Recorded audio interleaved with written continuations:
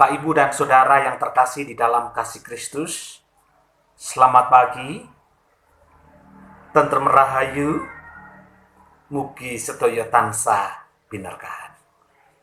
Bapak, Ibu, dan Saudara yang terkasih, bagaimana kabar Bapak, Ibu, dan Saudara pada hari ini? Saya selalu berdoa, semoga Bapak, Ibu dalam kondisi yang sehat. Bapak, Ibu, dan Saudara yang terkasih, firman Tuhan pada Minggu Paskah yang ke-6 ini, kita bersama-sama akan mendengarkan dari Yohanes 14 ayat 15 sampai yang ke-21. Adapun tema pada saat yang indah ini adalah kita bukan yatim piatu. Bapak, Ibu, dan Saudara yang terkasih di dalam kasih Kristus, mengawali perenungan ini, saya akan menyampaikan sebuah kisah, cerita nyata yang saya baca dari internet, di mana di situ diceritakan di dalam sebuah buku yang berjudul God Always Help You, atau Tuhan Selalu Membantu Anda, di mana pada tanggal 7 Desember tahun 1998 di bagian utara negara Armenia. Negara Armenia ini adalah negara yang berbatasan dengan negara Turki dan Iran. Di situ pada waktu itu ada gempa dengan skala 6,9 skala Richter. Bapak, Ibu, dan Saudara, gempa itu akhirnya menghancurkan begitu banyak bangunan, dan salah satunya adalah bangunan sekolah. Di mana pada saat itu, di tengah keramaian dan suasana panik, ada seorang bapak yang berlari menuju ke sekolahan tersebut, di mana anaknya pada waktu itu sedang bersekolah. Sambil berlari, ia terus teringat akan kata-kata yang sering kali dia ucapkan kepada anak tersebut. Hai anakku, apapun yang terjadi, Papa akan selalu bersamamu. Bapak, Ibu, dan Saudara, sesampainya bapak tersebut di sekolah, yang sebelumnya sekolah itu berdiri megah, menjadi hancur seperti sebuah bukit tumbuhan reruntuhan.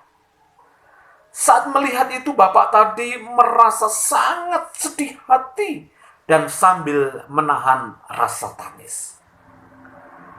Namun kemudian tiba-tiba ia pergi ke bagian sekolah yang dia yakini di situ adalah kelas di mana anaknya belajar.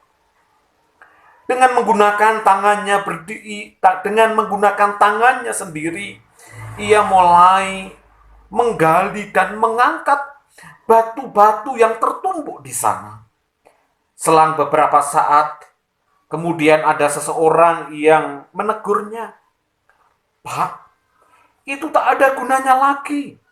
Mereka semuanya pasti mati.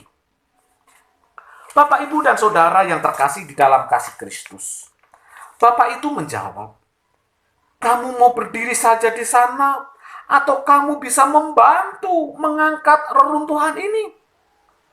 Maka orang itu dan beberapa teman-temannya yang lain ikut menolong. Namun setelah beberapa jam, mereka merasa capek dan menyerah. Tetapi si bapak ini tidak berhenti untuk memikirkan anaknya. Maka ia pun terus menggali.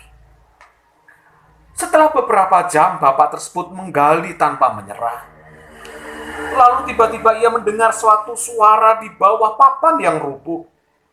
Dia mengangkat sebagian dari papan itu dan berteriak, Armando!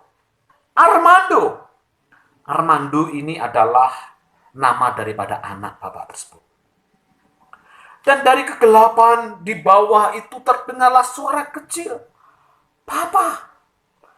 Papa! Kemudian terdengar juga suara anak-anak lain yang selamat itu pun ikut berteriak. Bapak, Ibu, dan Saudara, semua orang yang ada di sekitar reruntuhan itu, yang kebanyakan adalah orang tua daripada para murid, kaget mendengar suara itu dan mereka sangat bersyukur. Lalu mereka akhirnya membantu kembali bapak daripada Bapak Armando tadi untuk menggali dan akhirnya berhasil mengangkat anak-anak tersebut. Dan sungguh ada 14 anak yang masih hidup. Dan pada saat mereka sudah selamat, maka Armando ini berkata kepada teman-temannya, "Lihat, aku kan sudah bilang bahwa papaku pasti akan datang untuk menjemput aku." Jemaat yang terkasih di dalam kasih Kristus, sebagai orang tua tentu kita akan melakukan hal yang sama jika diperhadapkan dengan situasi tersebut. Kita tidak akan pernah membiarkan anak-anak kita sendirian, apalagi di saat anak-anak kita itu membutuhkan kita. Apalagi di saat anak-anak kita itu sedang mengalami sebuah penderitaan. Saudara yang terkasih, saya teringat kembali atas pengalaman hidup saya pada saat saya tugas di Rwanda pada akhir bulan Februari kemarin. Pada saat itu saya ditelepon oleh istri saya. Dia menceritakan bahwa anak kami perempuan sedang sakit demam berdarah. Dan dia juga menceritakan bahwa virus tersebut sudah sampai menjalar ke paru-paru dan harus dirawat di ICU. Mendengar kabar itu, sebagai seorang bapak, lalu saya tertegun, mengalami kesedihan yang luar biasa. Lalu saya berdoa meminta kepada Tuhan, biarlah saya yang menanggung sakit, asalkan anak saya sehat. Kiranya Tuhan berikan kesembuhan kepada anak saya. Dan kalau memang Tuhan mau, biarlah saya yang merasakan sakit. Dan hal yang kedua yang saya lakukan adalah sesegera mungkin saya akan pulang, bertemu dan mendampingi anak saya. Bapak, Ibu, dan Saudara yang terkasih di dalam kasih Kristus, pagi ini Tuhan mengingatkan kembali kepada kita bahwa Tuhan tidak akan pernah meninggalkan kita sebagai yatim piatu. Hal ini nampak jelas di ayat yang ke-18.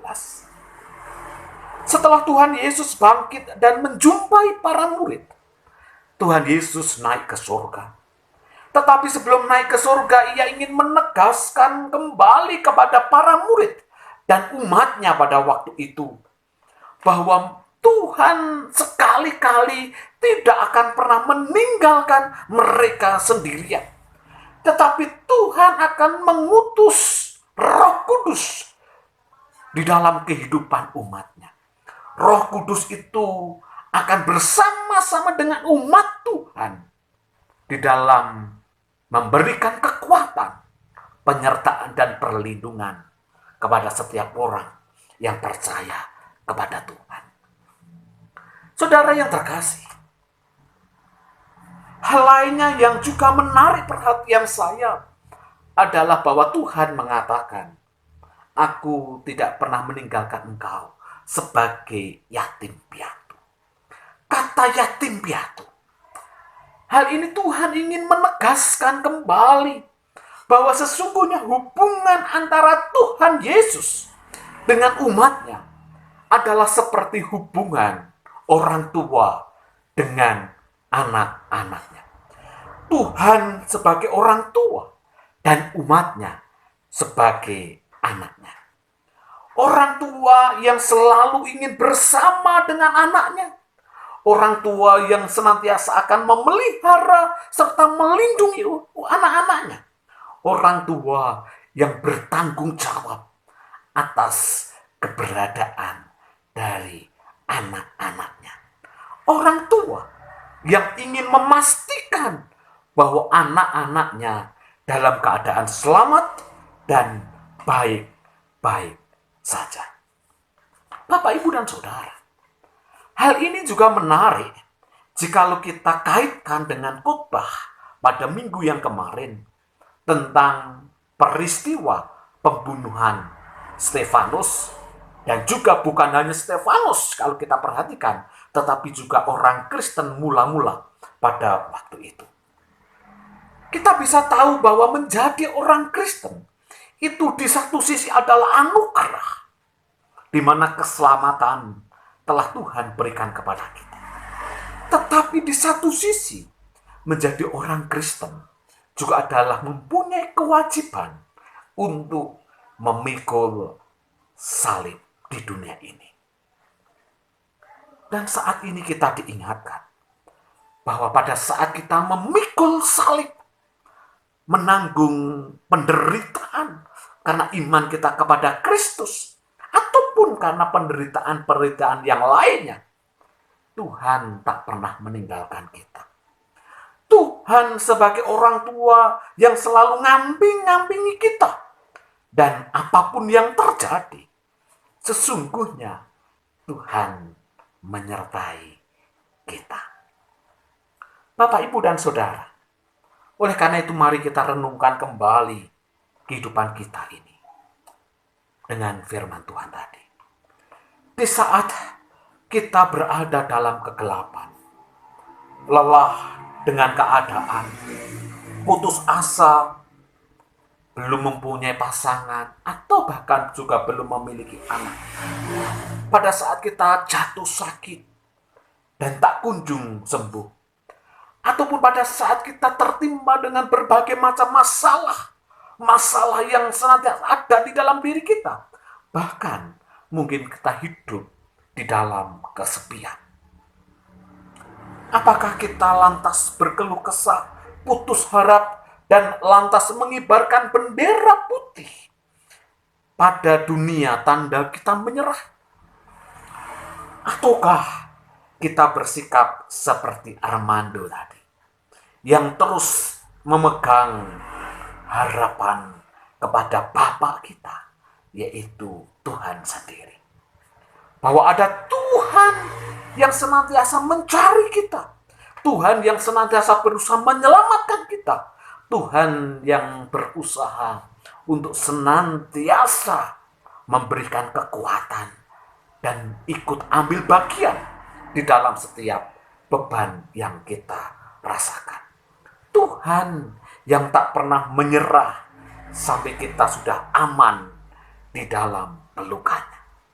Saudara yang terkasih, Tuhan berfirman, seperti aku menyertai Musa, demikianlah aku akan menyertai engkau. Aku tidak akan pernah membiarkan engkau dan tidak akan meninggalkan engkau.